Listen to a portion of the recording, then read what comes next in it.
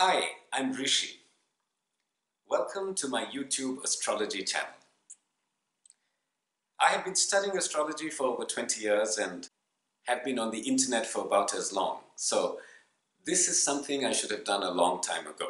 But now is as good a time as any to start because there are changes taking place in the cosmic energy of the universe that are going to shake you up and impact your life in more ways than you can know. Rahu transits into Gemini and Ketu transits into Sagittarius on the 23rd of March 2019. And I am here to help you understand how these major transits are going to affect your life. Rahu and Ketu are considered two extremely important planets of Indian astrology. They are nodes of the moon, and they are not always understood by Western astrologers. But we believe that they are amongst the most powerful planets of Indian astrology because they alone have the ability in the horoscope to eclipse both sun and moon. Sun is considered the king of the horoscope and moon is the queen. And these two planets are the only ones with the energy to neutralize both sun and moon. In Indian astrology, we do not look at transits around sun signs. We study transits relative to the birth position of moon. So we look at where moon is placed in your natal horoscope, and we try and understand the impact of the transits around that position of moon. Every planet impacts the house it sits in as well as the house it aspects. And every house of the horoscope refers to a very specific and unique part of your life and your destiny. And there are certain houses where certain planets function well and other houses in which they don't function so well. So when we look at this aspect of Rahu and Ketu, we're going to see what houses they transit in relative to your birth moon and what houses they aspect. So I'm going to be looking at all 12 moon signs and I'm going to help you understand how these transits, Rahu into Gemini and Ketu into Sagittarius, are going to affect your life in the next 18 months.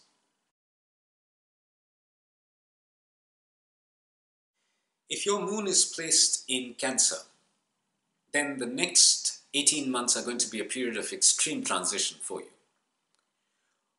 Rahu is going to be moving through the house 12th from your natal moon. Now, the 12th house is not considered the most ideal space in the horoscope. It's considered the house of moksha, of salvation, of liberation. But it's also considered the house of enemies and struggle and strife and hospitalization and legal problems and so on. And Rahu is naturally an instigator. Rahu is naturally a worldly planet which creates trouble. It's a planet of delusion. It's a planet of change. So it's going to try and instigate the qualities of this house to manifest in your life. Rahu is also going to be aspecting the house 4th from your natal moon. And the 4th house refers to it's the house of the mother. It's the house of your home environment. It's known as the Sukhsthan. The extent of happiness and unhappiness that you experience in a horoscope is studied from the 4th house. So Rahu is going to try and instigate change even in the 4th house. We've seen that it's already creating trouble in the 12th house. It is making you feel dissatisfied, it's making you feel unhappy, it's making you feel restless, and it's going to do that in your home environment as well.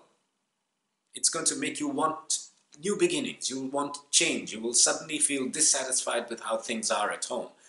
You may want to shake things up and just reconstruct everything in a manner that's more appealing to you.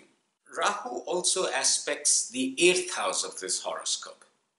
Now the 8th house is again not a particularly favorable house for Rahu to be aspecting because the 8th house is considered the house of death. Now, I don't look at it as literal death, but I do look at it as the death of the existing scenario. You are going to want to change up everything in your life. Rahu is going to suggest that you need to just reinvent yourself in every way. And there is every possibility that this crazy desire for change is going to lead you down the wrong alley. You're going to probably end up taking wrong decisions. You're going to end up creating a bunch of enemies. You're going to disturb your home environment. You're going to disturb the amount of happiness that you're able to experience. All of this is because you want change. You are not happy with how things are. You want things to be different. You would want to reconstruct everything in the manner that you feel is more natural to you. But there is every possibility that this desire is going to lead to unfavorable outcomes. So you need to relax. You need to calm down. You need to just let things be for a little while. Don't shake things up. Don't look to completely reconstruct your life and become a brand new person, because chances are you'll end up doing the wrong things and end up suffering as a result. As Rahu transits through the 12th house, Ketu's transit through Sagittarius is through the 6th house of this horoscope if your moon is placed in Cancer. Now, this is a really good place for Ketu to be placed in. The 6th house is one of the houses where Ketu functions extremely well. We've seen that Rahu is creating disturbance for you, but the good news is over here Ketu is going to try and help you. The 6th house is the house of competition. It's also the house of enemies, it's also the house of litigation, it's also the house of struggle in relationships. But Ketu is going to promote the positive aspects of this house because Ketu is looking to help this horoscope over the next 18 months. So you can expect that it's going to help you find success over your enemies. It's going to help you gain through competition. Ketu is also aspecting the 10th house of a horoscope that has moon in Cancer. The 10th house is the house of profession. It's also the house of father, but it essentially speaks of your professional environment. So Ketu is going to help keep things together over there. It's going to ensure that things don't go completely out of hand. We've seen that Rahu is going to try and create a lot of changes, but Ketu is going to prevent things from just completely unraveling. So it's going to keep things together in your professional environment. It's also aspecting the house of wealth. So monetarily, financially, it's going to ensure that things are okay.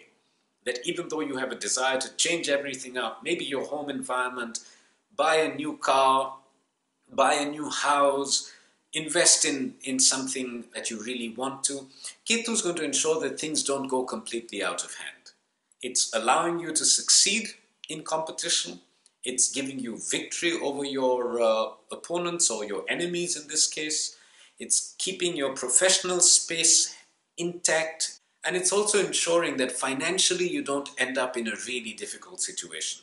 It's going to keep things together and keep things stable. So while Rahu is likely to create trouble in your horoscope, Ketu is going to try and balance things out and allow you to get through the next 18 months with minimal damage to your life and to your destiny. I would like to mention that these are the results that you can expect due to the transit of Rahu and Ketu into these new signs. But there are 7 other planets that are transiting in the universe at the same time. We have to study those results as well. And we have to study the nature of your individual horoscope, how the planets are positioned there, their relationship with each other, before we can get a complete picture of what can be expected in your life.